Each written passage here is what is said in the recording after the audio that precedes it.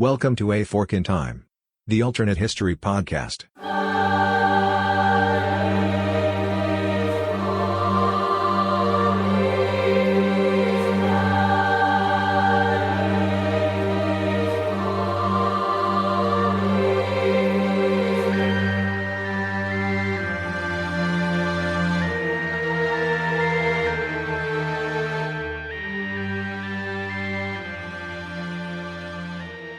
Welcome back to A Fork in Time, the alternate history podcast. Don sitting in the host chair today, joined by two of the members of the team. One of those is Eric Darling Bond.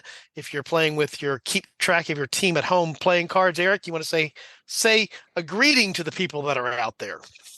I give a greeting to all the good people that are out there, and even those who are a little morally gray.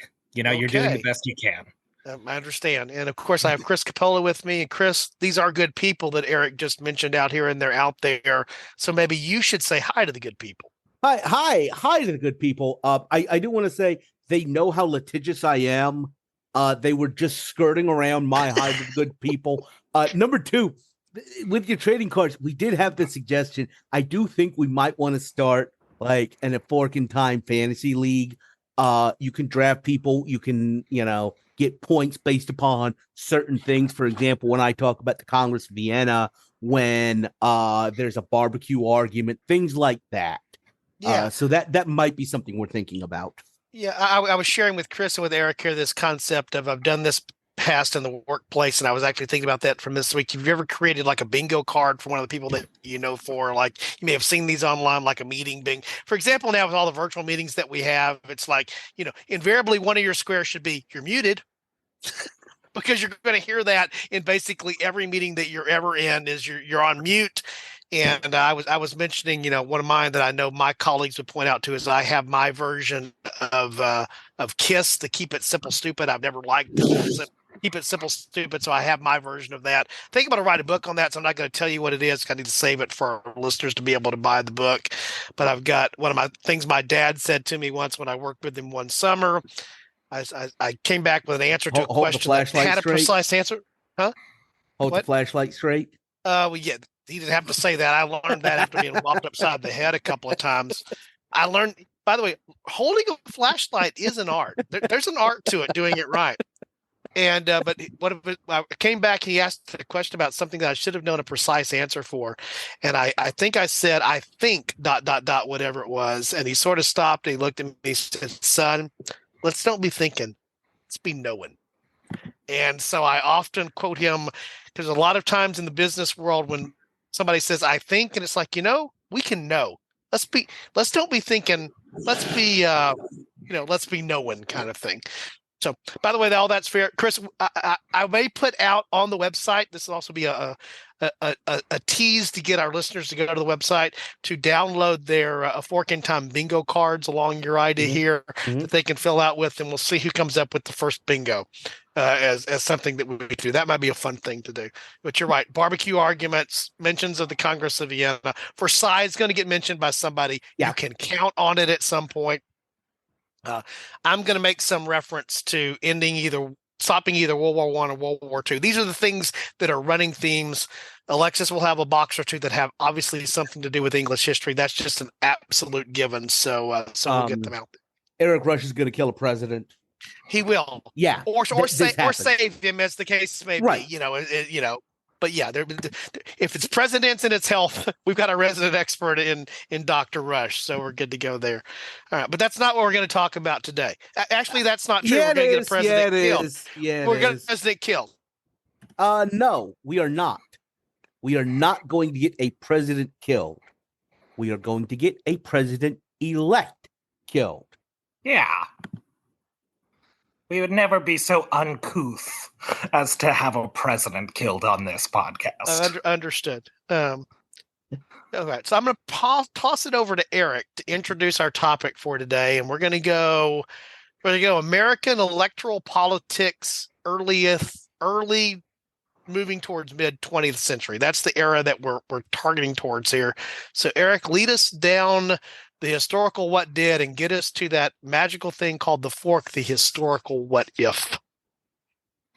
I'd be happy to, John. I always, in the midst of the winter blues, I like to look forward to a bright and beautiful future, February, which is the start of spring here in Arizona. And when I think of February, I think of my favorite holiday, President's Day. And you know what we celebrate on President's Day? We celebrate Abraham Lincoln and George Washington, but we might not have that because 2 days before it, on February 17th, February 15th, 1933, President-elect FDR will be assassinated in Florida by Giuseppe Zangara, an Italian immigrant to the United States. For any Sondheim fans out there, you might see his story recounted in the musical Assassins, where he was blaming his stomach cancer on the president, but because he was unable to kill Hoover in Washington, he went down to Miami to kill Roosevelt. He was unable to do so, mostly because of his height. He was unable to stand on a chair for very long to shoot the president-elect in his car, only getting, I believe, the mayor of Chicago. I believe, wounded. He might have wounded Roosevelt, but he did kill the mayor of Chicago. Yeah, Mayor Anton Cermak of Chicago. So we have the president-elect of the United States, Franklin Delano Roosevelt, who doesn't get to make I guess this is during the period of time when we haven't make the point. Yeah, we haven't moved to the January 20th inauguration date, correct? There was a constitutional amendment that was passed, and this term we're talking about is actually the last time that a president will take office in March. Okay. Roosevelt's second term in all of the timelines, the president, whoever wins the election of 1936, regardless of anything else, which, gee, I don't want to give too much away, might as well just have done that, but is going to be inaugurated on January 20th. Okay, so this is the last time we're moving towards the March inauguration path, which is why this can happen in February to the president-elect versus the actual recently inaugurated president. Correct. This is the first time. Now that I'm thinking of it, I don't think we've ever had a situation where a president-elect died before taking office.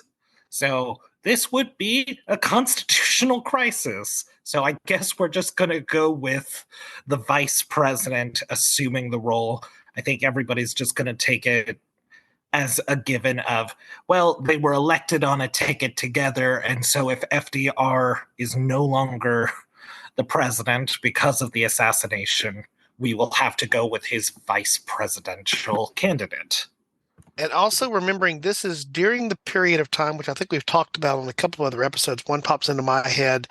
There was no amendment that was in place that prescribed how you replace the vacancy that existed in the vice presidency as well. So under this scenario, again, we're making the assumption that the vice president-elect will be inaugurated as will essentially become the de facto president-elect and thus therefore inaugurated as the president, but will do so without a vice president being inaugurated, correct? That is correct. And also, there might even be more complications because John Nance Gardner, who was FDR's first vice president out of several, he was born in Texas. He was a member of the House of Representatives from Texas, but he was also born when Texas was a military district in 1868 during the Civil War, or after the Civil War. So a lot of fun facts on this one. This is like if John McCain, if someone said he couldn't be president because he was born in Panama. He was born in the Panama Canal Zone, not the nation of Panama. If we're talking about it, let's, let's be specific. And he would have still been eligible because his parents were American citizens. Correct. Yes. Yeah. The John McCain birtherism movement dies where it starts here on this podcast. Said the member of the team who lives in Arizona, of course, logically. Of course. Yeah. So under this scenario, we get now we get a whole. This is also punch in one of your bingo cards here. You know, real Texas presidents also get populated here with a nod to Chris. But this gets Garner in the presidency in 33, having been elected as the vice president in 32. And Eric, you're suggesting that that's obviously the fork. This is where it goes, but that has ramifications that go beyond that, correct? That is correct. Now, during his time as Roosevelt's vice president, because John Nance Garner was the Speaker of the House of Representatives, it was very much kind of that same relationship JFK had with Lyndon Bird Johnson of, this is the guy who is actually an experienced politician who is able to get through most of the through a great deal of the legislation. He's able to help bring the New Deal along. But now we are before the New Deal and before Garner and FDR's relationship was permanently ruptured because Garner was not a fan of the more centralized powers of the New Deal. I would make the argument specifically that Roosevelt had a little more political experience than one term as a senator and writing a good book. That is true. He found the March of Dimes, for goodness sake. You know what? You might just need to have a Chris bingo card, a shot at, like making fun of JFK's experience. I might be able to fill out my own. I think we will have multiple cards. Some of them may cover multiple team participants, but there may be in fact, that may be what the challenge that I give to each member of our team. A lot of them aren't here. Is they get to suggest what their own card looks like. And then to your point, Chris, our listeners can adopt them to see which one they think will fill up first. Yeah. That may be a way to go. Or at least the elements can get crossed between the various ones that are there. I think we would have to do them for each other because I will try to stack the deck. Yeah, that's the thing. Like these are organically just happening. Like you don't want to have somebody guiding it to, Yeah. In fact, we're better off if we're in the dark, right? If we don't know.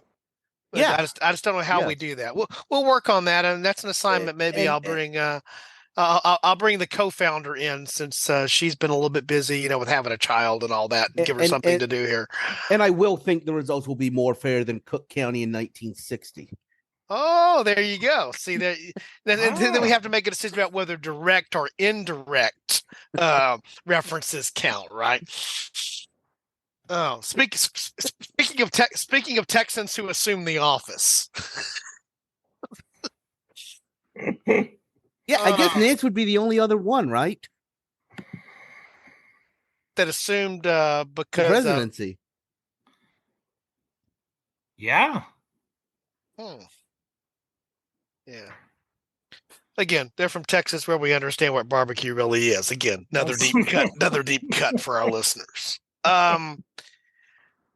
We're running off the rails here, so I'm going to get us back on the tracks just a little bit. Running off the rails, we have a presidential term under John Nance Garner, who, while he did seek out the presidential nomination for the Democrats, lost it to FDR and then agreed to become FDR's running mate. But aside from helping smooth the passage of the New Deal, there's no New Deal at this time. No one has any idea of how to solve the Depression, except one man who has been biding his time, waiting in the Senate, and now can seize the chance because FDR is not popular anymore because he's dead. The Kingfish, governor of Louisiana, the man who brought a 90% literacy rate to that great state and is now serving in the Senate and is not doing such a great job because there was technically a political standoff. Huey Kingfish Long. Chris, is there anything you would like to inform the good people about the Kingfish?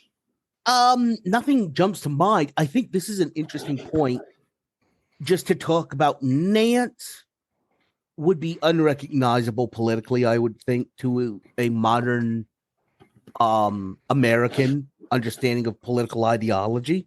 He may have been unrecognizable to a 1930s American understanding of political ideology. Just that he's the fact that he would be considered a Democrat.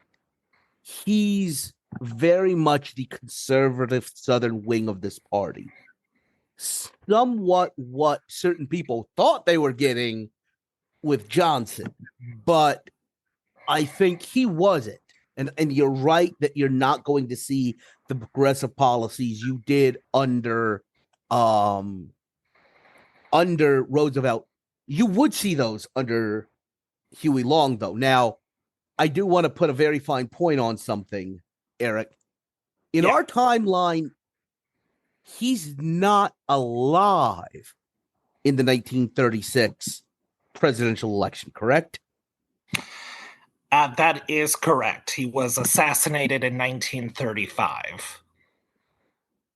So in this case, somehow, without the help of Eric Rush, we have both done one one presidential assassination, prevented another, and here we are with Huey Long running in 1936 as the Democratic nominee. So a little background on Long is a character, no doubt, in American politics, a personality, no doubt. For the average listener of the podcast, what do you think the primary thing I'll throw it out to you both, to Chris and you, Eric. What is the thing you think that most of them immediately think of? What's the given that you think about with Long if you're an informed historical listener? And what might be the surprise that maybe initially doesn't come to mind, but it's an important thing to remember about him? Chris, do you have an answer maybe to either or both of those? Mental image would be, actually, there was a movie John Goodman did on the Kingfish. That sticks in my head. The other one being how interesting this is about to get, because I think that Long, earlier you had talked about I promise I'm not trying to fill up the bingo card, but here I go. Right. You had mentioned Napoleon earlier. And Napoleon off podcast, by the way. Yes. And Napoleon's one of those people that in France today, the left see him as a Republican, the right see him as Mr. Law and Order. Both people can see the thing they want in him. And I really feel like Huey Long could easily be that, could have a similar thing. He does have what he's famous for as governor of Louisiana before he becomes senator is his Share the Wealth program. Well, that sure doesn't sound conservative at all. But he also has when he actually was assassinated, he was shot by, correct me if I'm wrong, the son of a judge. And basically, this person thought that his father should have gotten an appointment that Huey Long prevented him. He was very corrupt. He very much built a political machine. So, looking at that I'm not saying anybody's out here supporting corruption, but both sides very much can claim some of his legacy. He's that, the concept that you hear about in politics is grave robbing, when you go and essentially rob some concept from the other party's history in the process. What you're saying is these guys are ripe for being grave robbed in a way. It's the lens you want to see them through. When you're describing Napoleon there and even Long there, what occurred to me is Forrest Gump, actually, of all things in my head. Because if you remember the phenomena of, Forrest Gump as a novel, particularly as a movie in the early 90s, he was latched onto by both conservatives and liberals at the same time, because inside of this persona, you could find things that you could either identify or twist either way, if that makes any sense.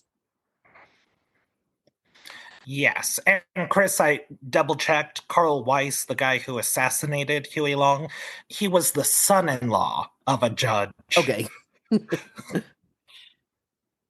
which is like, wow, I've tried to impress my in-laws, but never to that extent. So one of the first questions I have about this fork is, even before we get to the point of we get to the 36 election and Long runs, and I guess what we talked about off podcast was this idea of how Long becomes president is he wins the 36 election.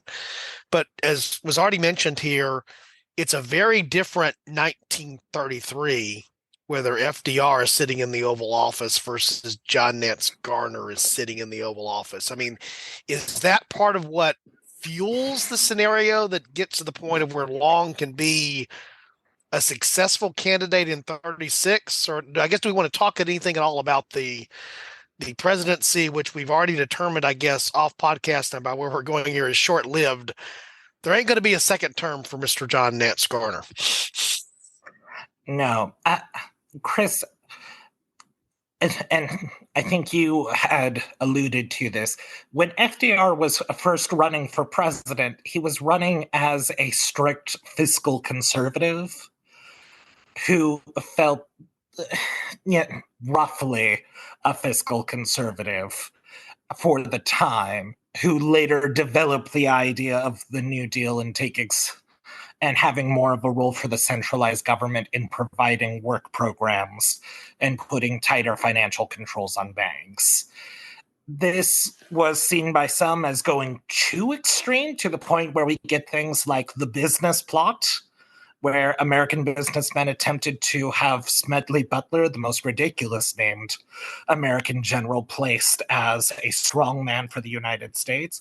And then there were people like Huey Long who felt it didn't go far enough to address it, like his program of sharing the wealth, which was in effect kind of like putting a cap on how much Americans could earn, and then having that reinvested.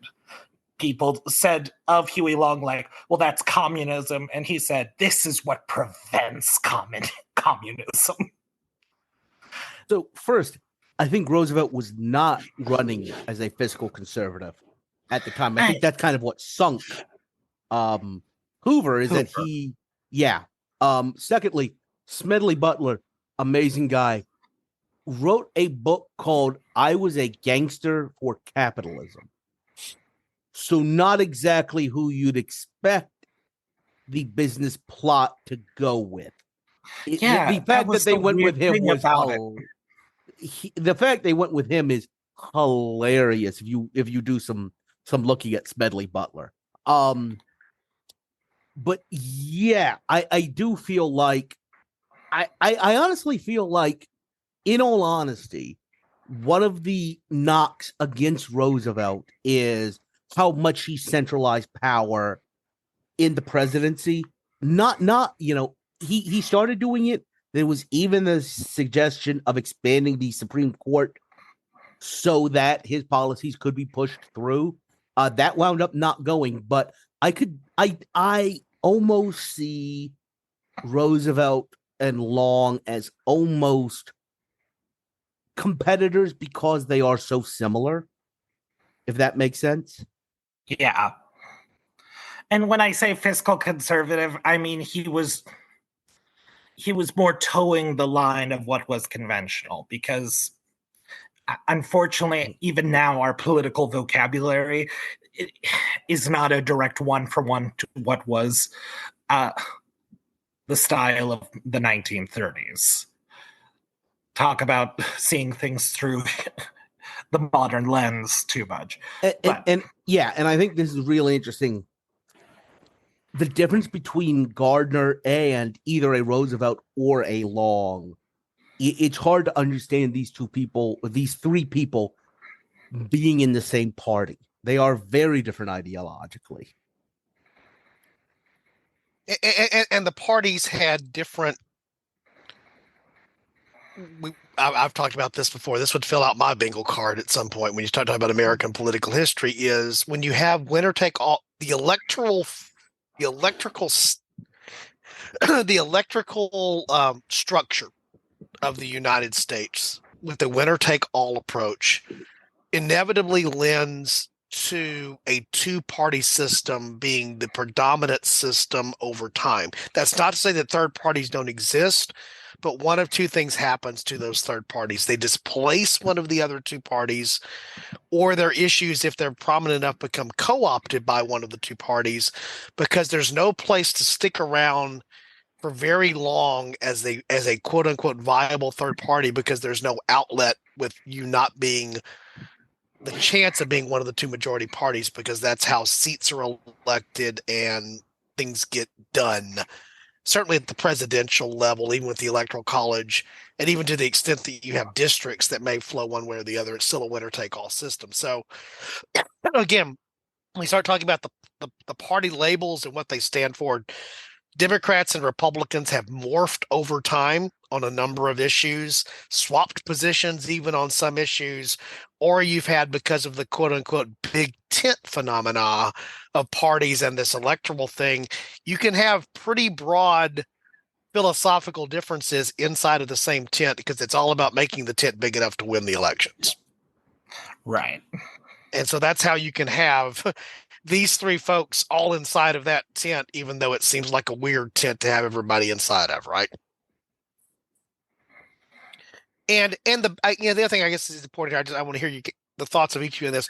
The backdrop here is unique for a lot of reasons, but the most important reason it's unique is an economic situation that has, while there have been panics and there have been other recessions, to use a term that we use now, the reason we call this the Great Depression, it was a unique outlier event in terms of how capitalism and government were going to interact with each other. Is that a fair thing to say?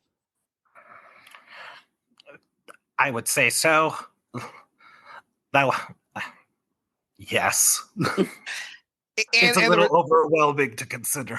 Yeah, and the result of that is there are thoughts that would not have been considered in a very short period of time before coming from either party, things that are suddenly that were never thought of before that are on the table, right? That, I guess that's my point. Yeah, like there had always been kind of a lighter touch of the government towards economic policy. Like Grover Cleveland during the crises in Texas during his presidential term said, like, well, it is the job of the American citizen to support the U.S. government. It is not the job of the U.S. government to support its citizens. And frankly, with a lot of them, it was seen as, well, what are we supposed to do to intervene, like where politicians were not businesses? What is supposed to be the point of our regulation? There wasn't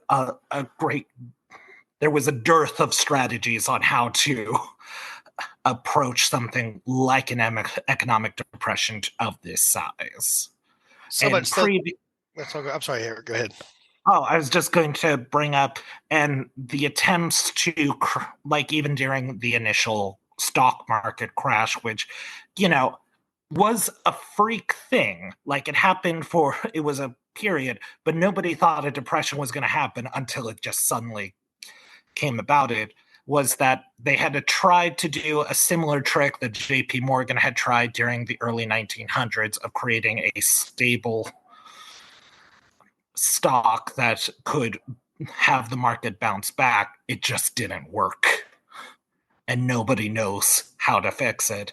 Unless you're looking over to Europe, like in Germany or in Italy or Spain, to where people are seeing like, wow, it seems like the madness of markets can only be tamed by one truly strong man. Yeah. Which is to your point, Chris, about why there is even the desire to pack the court, is there's challenges about what is the rightful place of a Congress or a president in terms of intervening in a crisis like this, right? That's why you have to pack the court, is there's lawsuits filing left and right saying you can't do this is unconstitutional, this is everything else. Also, just economic theory wise, I mean, I'm not going to get too deep into it, but this was a major change recently. Around now, you had what were called Keynesians, John Maynard Keynes, coming out and writing books about the fact that government might actually have a role in, without getting too technical, basically providing money, just printing money and buying things as a consumer when the market isn't providing enough consumers.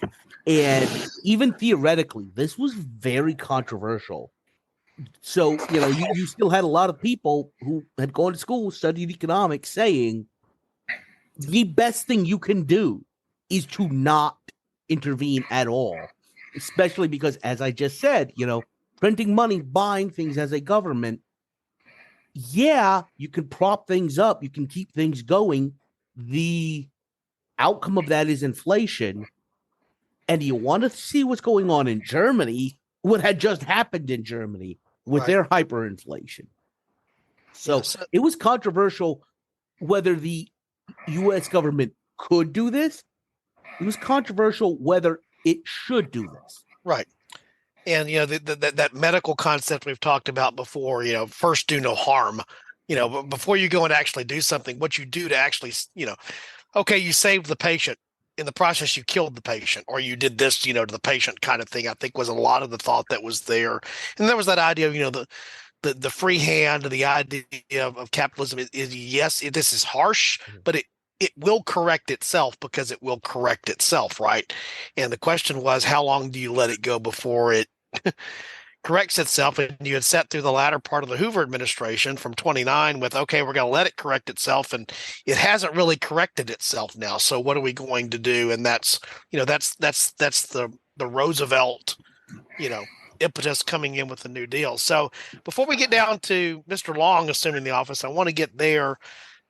What does happen during the Nance presidency? Is it just is it Hoover with a D versus Hoover with an R? I mean, what do we see in that? For the period of time, it's going to be a little bit less than 4 years because it's happening in March instead of happening in January. But it's 4 years of John Nance Garner, right?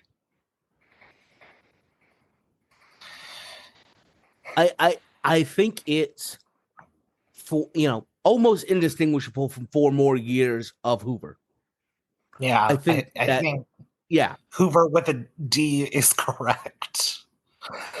Of just because even then it's still just like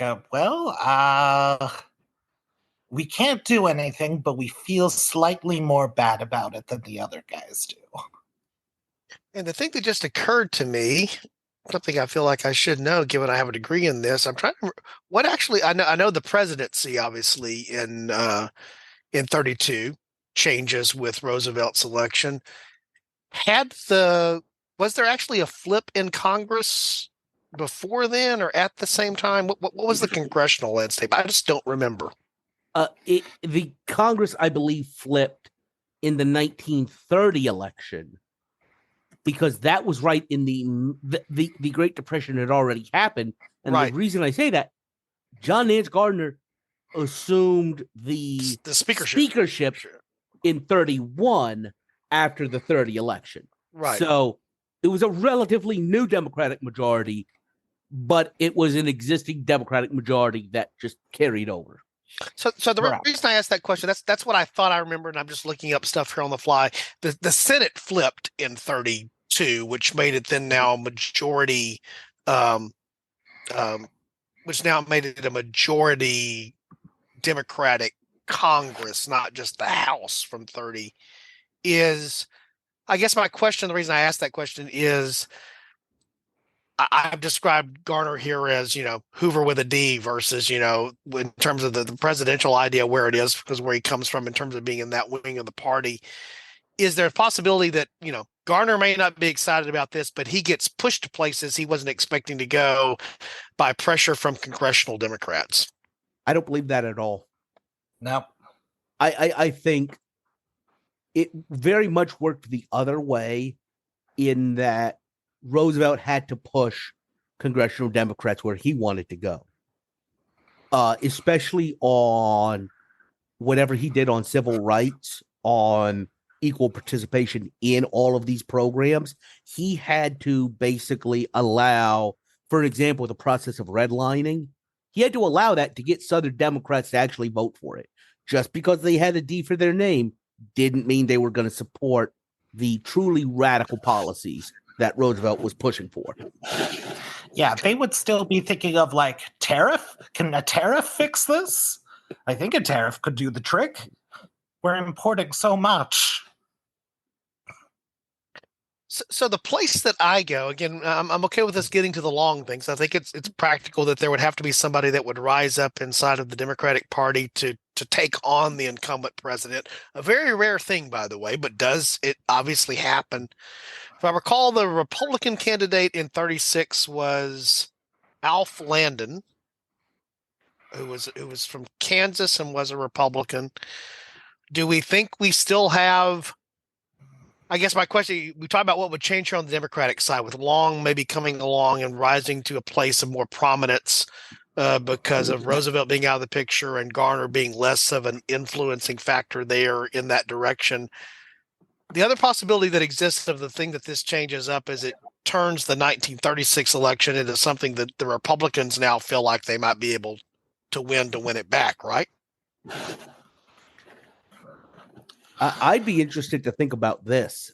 I think the Republicans look at the electoral shellacking they took in 32, and they actually live up to being the party of Lincoln. They see that progressive policies actually are very popular. So I think they may, because, Roosevelt's a blip at this point. I think they see that his policies or what he ran on or these new ideas coming out would have been very popular. So maybe they try and co-opt them and lean on the Teddy Roosevelt wing of the party, the old Lincoln, the very progressive, because there was still a lot of that. It hadn't solidified yet.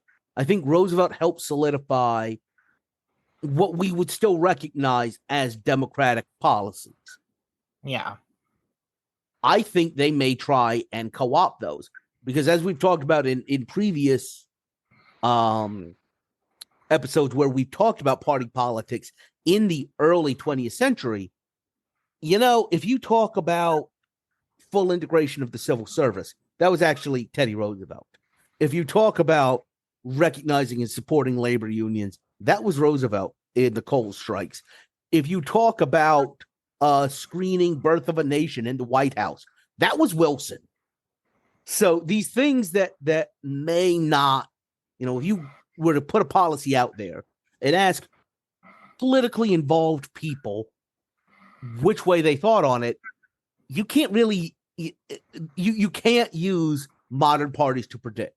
This is where that starts. And I think the Republicans may, realize that, hey, politically, there's some hay to be made by adopting some of these. So I don't know if they run as basically another Hoover, which is what Alf Landon would have been.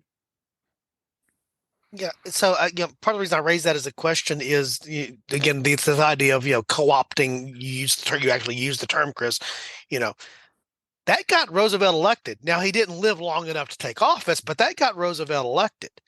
So in the 34 elections, for example, now that the House has and the Senate have both flipped, Congress is now Democratic.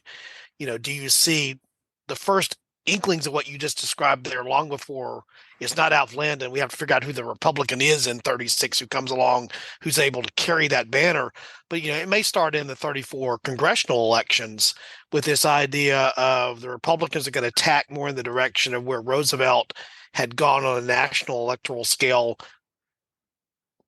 Maybe not even so much to go in the direction of Roosevelt, but to go in the direction away from Hoover because they saw what that did for them, right? And then the question is, where is a Huey Long in 36 in the middle of what's going on with that, where there's a little bit of a full scale shift, perhaps by both parties, scrambling for a new part of the American electorate. I think Huey Long was such a party machine guy. He can't change that letter. But right. I'll hear what Eric's got to. I would say we would probably see a Democratic Party divided mostly by regional loyalties and regional ideologies because, like John Nance Gardner, as opposed to Roosevelt, he was anti-union and anti-labor strikes, which for a lot of Democrats who came from more urbanized areas was their main base of support. That with Southern labor groups before going more into civil rights as part of that. So I would see it as Huey Long would say, we've had enough of Gardner, we've had enough of do nothing policies. Let me lead the country like I led Louisiana. Let me share the wealth. Because I think that would be especially attractive without the New Deal, without that kind of half measure, as he saw it, of people saying, like, you know what? At least it's something. That is something very easy for me to latch onto as an idea. Because, we've seen that with technocratic presidencies like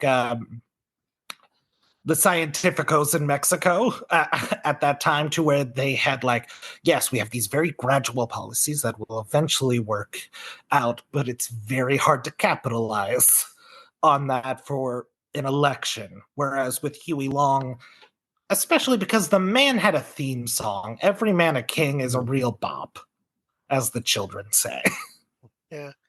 And of course we know that, Long was already, even with Roosevelt, in the real timeline, Long was already viewed as being a challenger to Roosevelt before his assassination in 1935. There was already talk of, this fracture in, again, as you point out, Chris, it's a big tent. There's a lot of room in that tent, and there's room to divide that tent theoretically, right?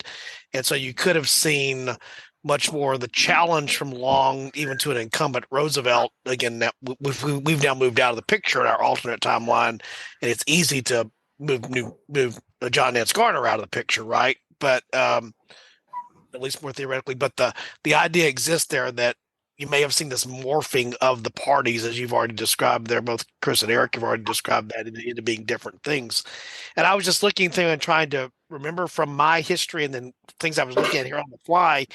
Was there even really a viable third party out there to maybe suddenly use this as a chance to try to get, a cleavage line or a place of leverage? But I don't think I think there was the Union Party out there. There was another party that was floating around, but nothing that was really viable enough to come along and jump in. And, what we've seen in the past, there was a point in time where there weren't Republicans and Democrats. There were the Democratic Republicans, and there were a bunch of Whigs. The Whigs are long since gone because eventually they got displaced.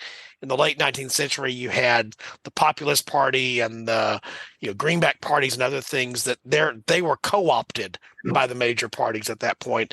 I don't see a viable third party that comes along that takes advantage of this fracture that already exists.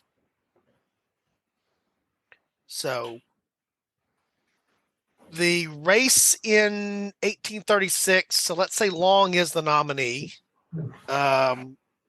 Do we have, is it a guy like Alf Landon? Is that really what the Republicans put up under that scenario, or is it something different? It's hard to talk about this Long candidacy in 36 without talking about, is that really who is it really going to be Long over Landon versus Long over somebody else? Because if it's Long, it ain't going to be Landon. Any thoughts, Eric? I'm going to the Republican primary for that year to see who else he was running against. Okay, Chris, it looked like you had maybe a thought out there. Yeah, I would say I think there's going to be a rush to pick up the progressive banner. I think it would be interesting to see, because this is still experimental. It hasn't been tried, really. And I think there's, one of the reasons that the two parties have constantly co-opted third parties is because they have legitimate points, and each party will often race to pick up those votes. Right. And I think if you have a clear long run on the Democratic side, I think you might be able to see a Republican Alf Landon, just because they realize that, you know what, there's still enough votes. There's still some votes out there for fiscal conservative, for just staying the course. Because the one thing we haven't thought about, haven't discussed, and this is a huge issue, what's going on in the economy? I was about to ask that question. If you don't have the New Deal activist Roosevelt intervention, Mhm. I mean, the classic thing that I remember, sort of from history is that, what really ended the Depression? World War II. At the end of the day, that's what really ended the Depression. You want to talk about what really changed things along, but the economy had corrected itself to some degree in the past, taking time, at the expense of people along the way. By the way, that's the nature of what happens there. But Chris, I'll just throw it out to you. What do you think happens if laissez-faire is more of what's allowed to continue after 33 by the time we get to 36? Because the mantra of American presidential politics tends to be, it's the economy, stupid. And this is an interesting question. I think we're still petering along, but more importantly, I think it may be the economy, stupid, but it's also the emotions of the economy. I think it's the important thing about Roosevelt's policies is that people thought something was happening. People felt like something was being tried. And that's not going to happen under That's not going to happen under John Nance Gardner. He's not going to keep trying things. He's going to fall back on this classical economist method of the market will correct itself. Well, when you take your hands and throw them up and say, it's not my job, I can't really do anything. I mean, one argument is how much can the American president affect the economy? Right.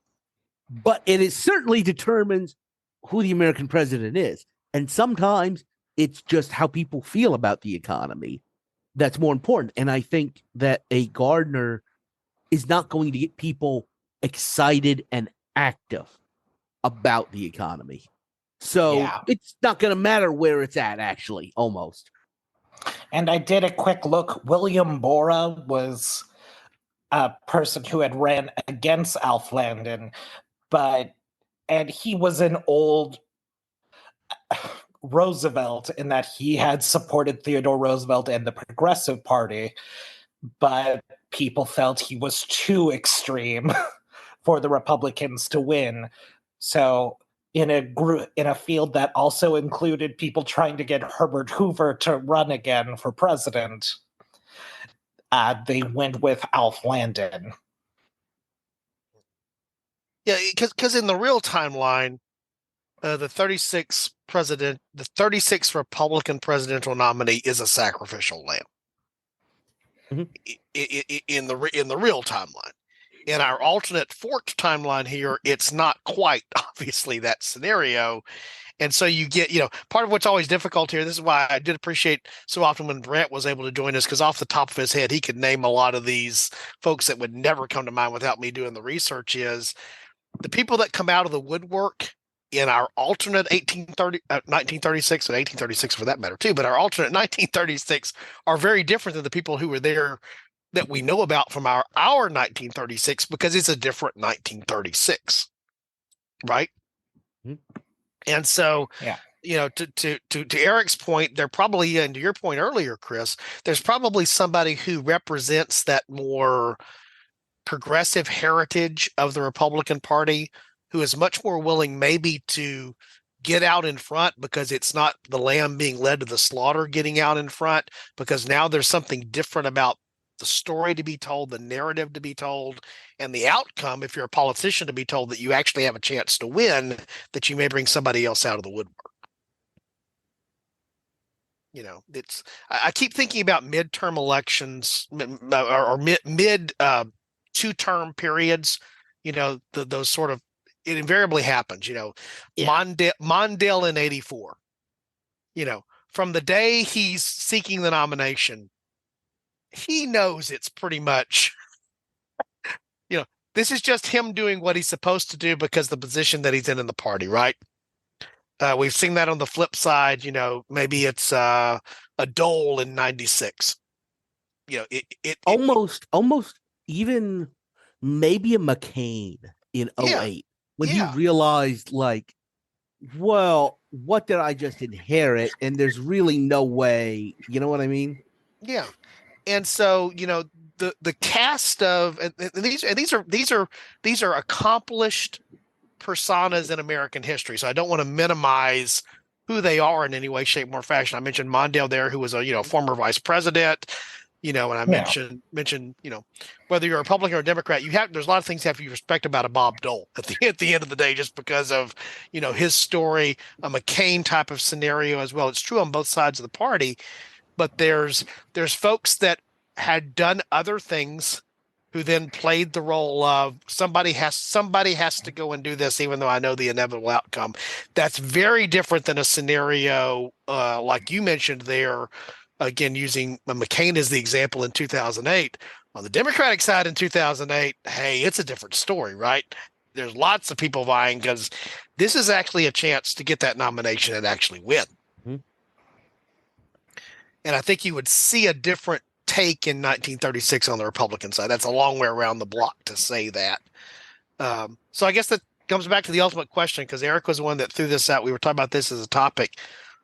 Are we sure that Huey Long wins the 1936 election? And if so, if we give that as a grant, I lean towards that as being a yes for a lot of reasons. If we lean towards that, what does that mean for the Long administration starting now in January of 1937?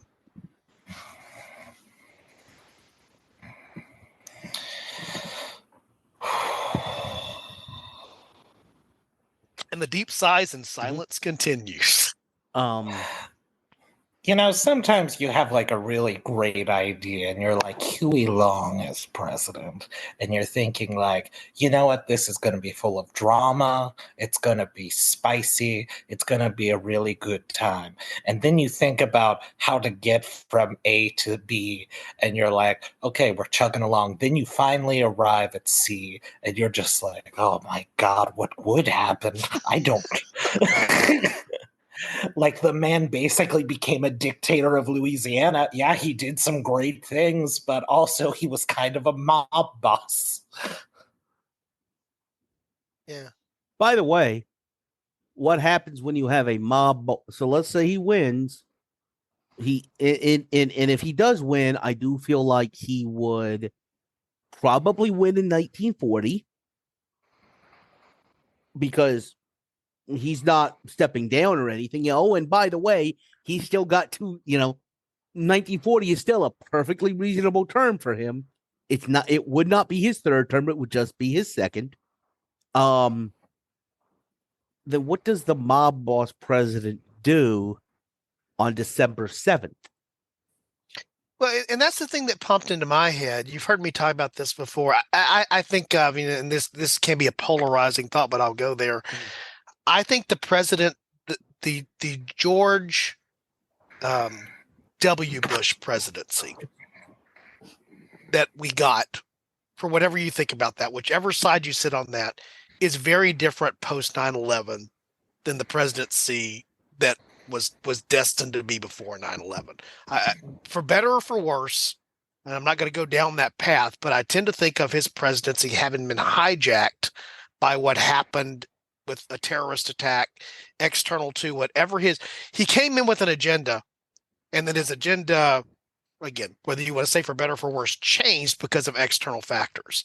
And so the first thing that pops in my mind for Huey Long is, okay, we've been thinking primarily about economy and domestic agenda here, right? We've talked very little or not at all about your point about international relations, Chris. You've got Huey Long in the lead up to World War II. You've got appeasement in Europe going on. You've got the isolationist tendencies of the United States. And then early in his second term, you have the bombing of Pearl Harbor with Long sitting in the chair versus Roosevelt sitting in the chair, by the way, that has wheels. just to bring that also in perspective there as well. And Long being more of a populist out in front of the people than Roosevelt could be because of what I just described there, which is, I think, also part of the truth. So what's different in the Long presidency that has nothing to do with economics and domestic, but has to do with foreign policy? Well, do you want to hear who is Secretary of State he proposed in his book, My First Days in the White House? Yeah, I'd love to hear that. Okay, he does not name a vice president. He did say that he wanted to reorganize and modernize the Army and the Air Forces. Secretary of State, William Edgar Bora, Republican of Idaho. Secretary of the Treasury, James J. Cousins, also Republican of Michigan. Smedley Butler, as Secretary of War. He wanted FDR to be Secretary of the Navy, which I have to say, that is such... what a power move to say, like, I will make the current president my Secretary of the Navy. I feel wild.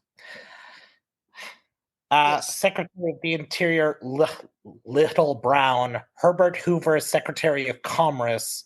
Frank Murphy as Attorney General, and Edward Keating as Secretary of Labor.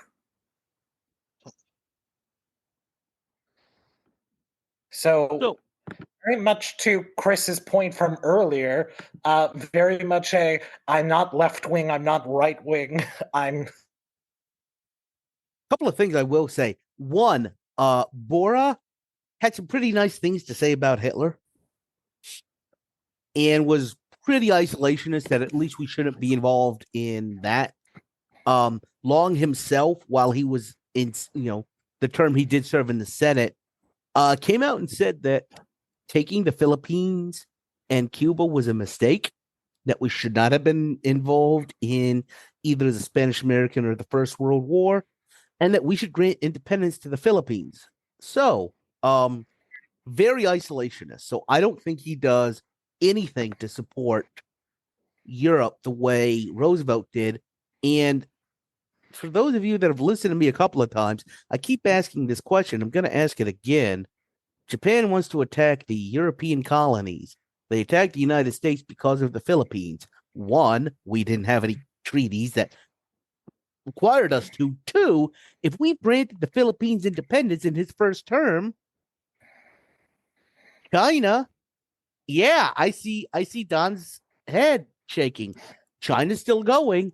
Japan can take all of Southeast Asia, maybe even Australia and New Zealand, with no fear whatsoever of American involvement. Because so what you're saying is Huey Long prevents us from getting into war with Japan. Give that man the Nobel Peace Prize. I'm sorry. That was too dark. I mean, it is certainly an argument to be made that you would have an American fortress. I think that's kind of what he pictured it, an American fortress of a reformed armed services, but not using it and letting Europe settle their own hash, which Europe and Asia both, not getting involved in either one of them. Yeah, and I even struggle. I think we often overlook how easy it would have been for the United States in a number of different ways to go down that path without Roosevelt sitting in the Oval Office. I think we just take for granted, if you will, the history we know and assume that others in that role would have done the same, because I think it's easy to overlook just how strong the isolationist across both parties presence was prior to the galvanizing event of Pearl Harbor. And to your point, Chris, if there's no reason for the Japanese to attack Pearl Harbor and there's nobody who is thinking Lend-Lease or what do we do to prop up Great Britain, it's a very different world. It's a very different world. I mean, you start running that fork a little ways, and those ripples a little ways, they go a long way, and it changes a lot. And one of the things that I think of there again, that idea of the hijacked presidency. If Long is dealing with a delayed start to now doing things that are fixing the depression, he's much more focused on that because it's 37 before things really get sort of rolling here instead of 33.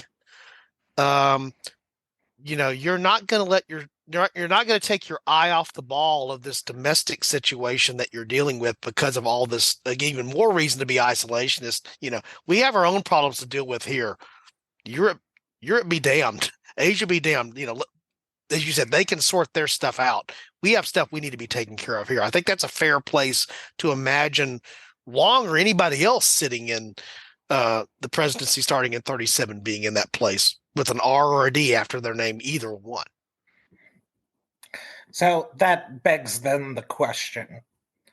Gun to your head, you have to choose Charles Lindbergh as president in 1936 or Huey Long president in 1936. I'll take Long any day. Yeah, I will too. But it says a lot that's out there that question is out there. That's a legitimate question if you remove Roosevelt. Yeah. We used to have this conversation a lot in the early days of the podcast, and we come back around to it again. We've invoked Brant Frost a lot today, and I'll do it again here.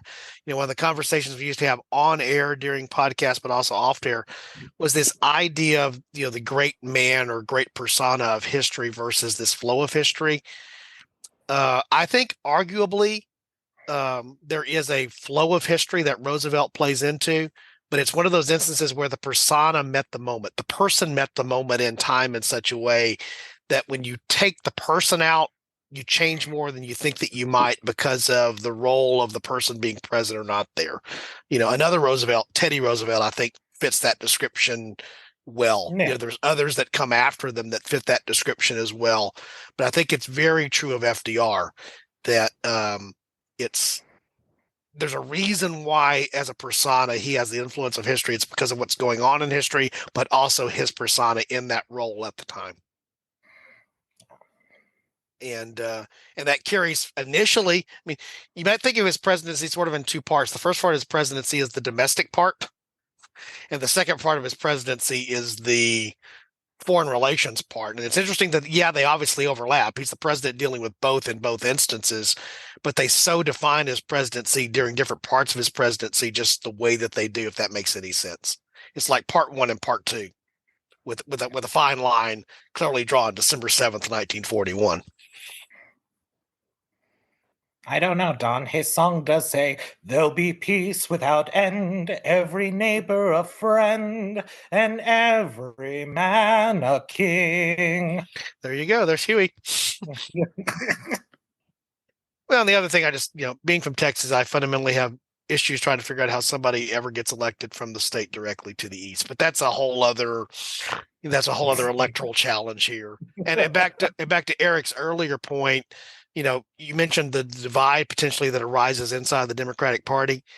That's a precursor for what is going to happen in the Democratic Party further down the road, where you actually do have sort of the formal challenge in the form of the Dixiecrats, which comes along because the tent is so big that it's covering so much that there's room for multiple tents inside the tent, right? Yeah. Well, I live in Arizona, but I'm struggling to remember his name. He ran against LBJ. Goldwater. Goldwater. I know it was gold something, but it wasn't coming to mind. I'm still surprised to just drive around Phoenix and see so many places named after Goldwater and just pass it by like, well, he was a segregationist. Okay. We still have a major thoroughfare called Indian School. By the way, Don, just a point of fact, you can say whatever you want about that place to the east. We have doubled the amount of actual Texans ever to hold the presidency on this episode. Okay? Well, there you go. And again, you put the qualifier there, actual Texans. I understand what you did there, but that's true. That's true. And I'm actually just trying to think: has there ever been? There's never been a president from Louisiana. Is that correct? Am I correct in that? I think you are correct. Yeah. So the irony is that Louisiana Purchase that doubled the size of the territory has still not produced a president from the state that drew its name from part of that territory. So there you go. I am struggling. I believe I'm going to put this out there. I believe Herbert Hoover might have been the first from the Louisiana territory. I think you may be right. From a state that turned in, yeah. And it really just struck me earlier when Eric talked about how old John Nance Garner was, that he goes back to a period of time when, we're talking about after the Civil War and the period of time after that in terms of when you're born. So, so there you go. All right. Herbert Hoover was born in Iowa. Which debatably, that was Louisiana territory. It was over the river. Yeah. There you go. All right. What did we miss here? So we got Long. So we decided that it's a Long presidency. So Chris, do you think he manages between 37 and the outbreak of the war to make up some of the lost Roosevelt time to be a position there? And do you see Long as, what do you see when December 7th comes? What do you see Long being? Because I don't think he's Roosevelt like Roosevelt is before December 7th. I don't think December 7th comes.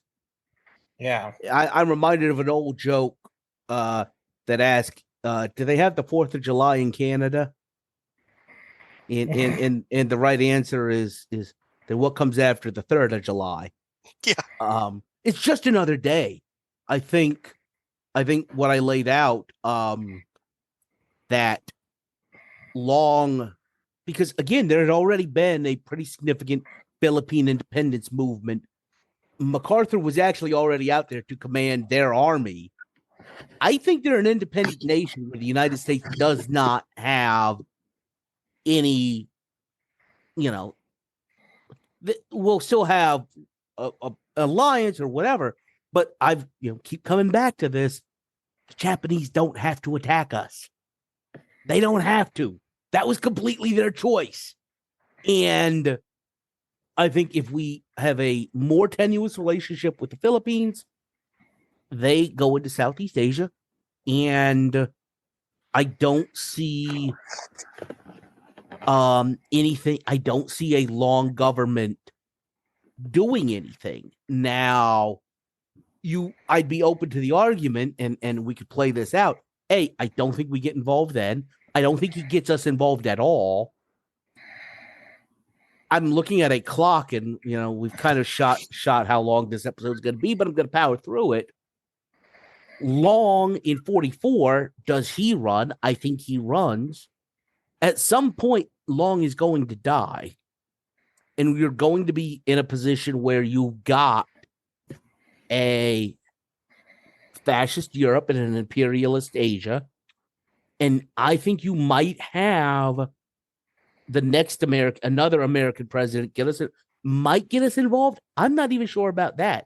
And what does that mean? What does that look like? Because that is, so far down the road. And yeah. Yeah. Well, and then the thing that jumps into my head there, Chris, the straight up question is, without American involvement, what is the outcome in Europe? Eventually, does Great Britain fall? Does it take Great Britain being on the verge of falling to actually finally wake America out of some form of isolationism, but it's now too late to be effective about that? I mean, what becomes the end game?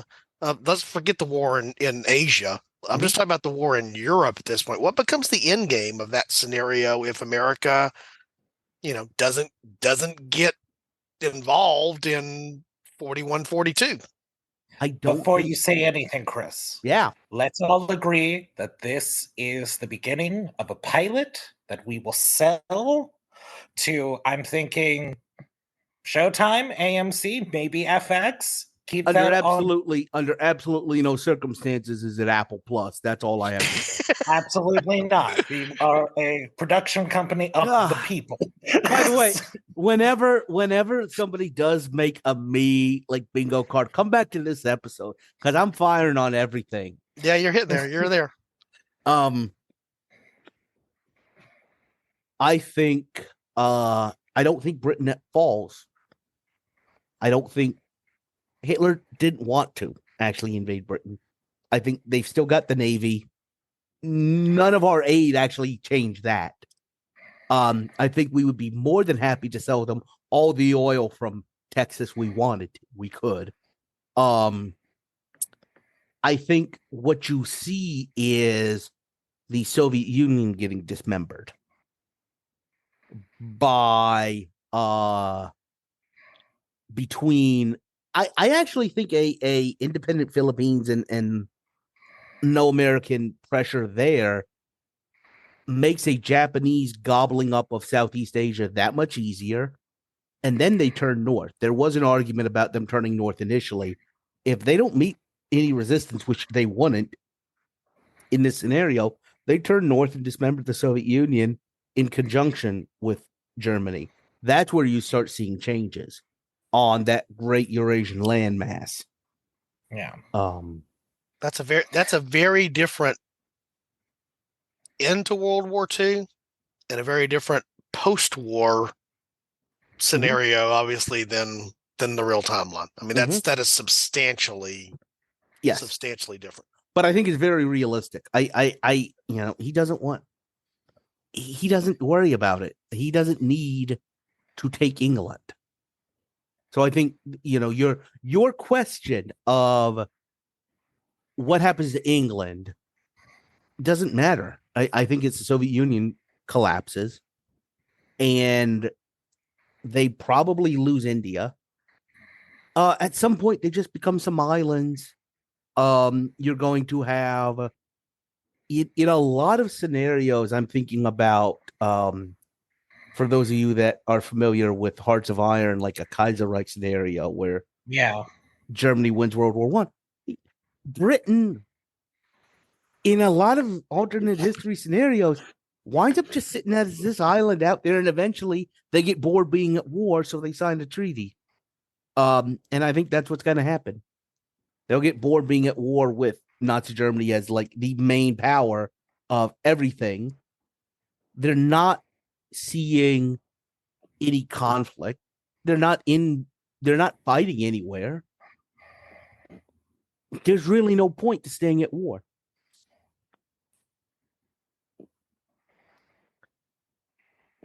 There are times when we go down alternate timelines that my brain just stops, Chris.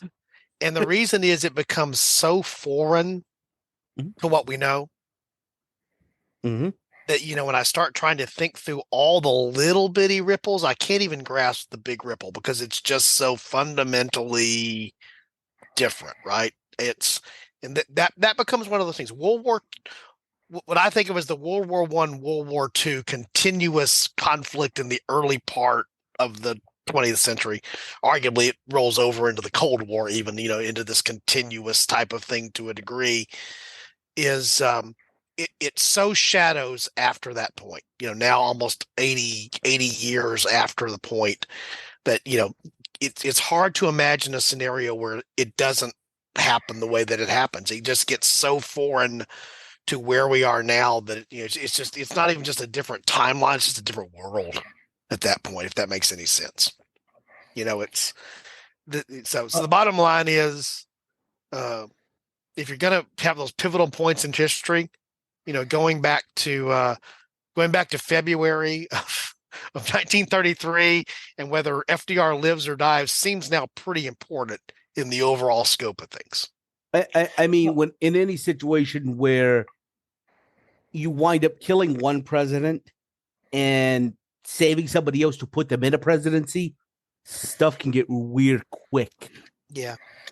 Yeah. Well, just think about it this way. All of the because we've essentially put a strong man in charge of America. Like, a lot of people accused FDR of being a strongman himself, but when FDR died, our system stayed in place through Truman, and then we self-corrected to ensure that hopefully constitutionally it would never happen where someone goes over their term limits. But in this world where that will probably not happen, and all of the strongmen are of about the same age, imagine what happens in that world when they all die of complications from old age all at the same time. It's a different, it's a different world. I just described there, when Chris laying out the thing, just this is how it doesn't go down. And because it's a different world, it's a different United States. It's a very different United States. The United States before World War II, the American involvement in World War I is real, but it's so late and sort of what it is. It's not the same type of involvement that the other, major conflict powers had during the war. World War II is a different story for the United States. The thing that I'm looking over here at my bookshelf, I'm seeing, Tom Brokaw's book, The Greatest Generation. That generation is forged in what happens to them during the Second World War. A lot of them lose their lives during that conflict. Change that scenario, you change America as you know it in ways that may be better, maybe worse, but just would definitely look very different than they do right now. And you change the face of Europe, and you change the face of it. By the time you've changed Europe, Asia, and the United States, you've changed a pretty substantial part of the world as we know it. And we did this all without Eric's benefit of either saving or killing presidents. So it's imagine what we would have done if Eric Rush were around to help us along the path that could have even been bigger. So on Patreon for our supporters, if you want to see us write the Huey Long pseudo documentary about what happens to our poor little world in a Huey Long presidency, please back us. Pitching a title, The Long Game. You mean for this episode or for that book? ¿Por qué no los dos? Yeah. My working title in my head, because I'm always thinking about what the title of it. Yeah. My title for this episode was Long Shot. Was actually what I was thinking about for the title for this episode, and probably just made it that just by speaking it out into the world, so we can save the long game for the novelization that Eric Darling Bond's going to write, and we will sell via Patreon. So that's how we'll give it to Paramount Plus. The Fisher King. No, Fisher King doesn't work. No, and we run into copyright infringement issues there, I think, as a result of the Robin Williams movie and just the concept in general. I'm going to close this out here, guys. Any closing thoughts?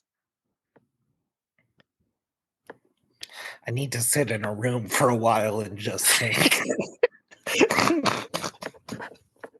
I have a whole series of other episodes here about Japan and Asia, but that's a conversation we'll have offline, Chris, about that whole concept of what goes on there. All right, Eric, appreciate you. Chris, I appreciate you. As we close out here, I'm just going to remind our listeners, we invite you to visit our website at www.aforkintimepodcast.com. Eric mentioned it. If you like the podcast and you want to give us some financial support to help defray the costs, you can do that through our Patreon, which you'll find linked there, or we have the merchandise page. We don't make a lot of money, but there's some merch there, so you can support the podcast through that. But mainly, we just appreciate the fact that you listen, and we'd love for you to go to the website to give us feedback, topical suggestions.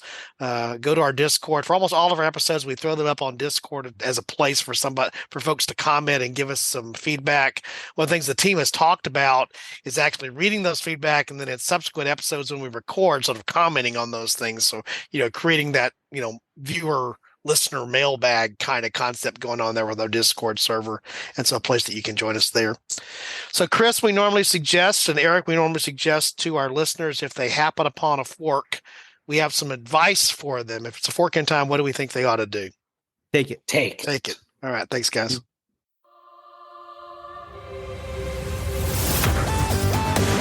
Thanks for listening to A Fork in Time, the alternate history podcast.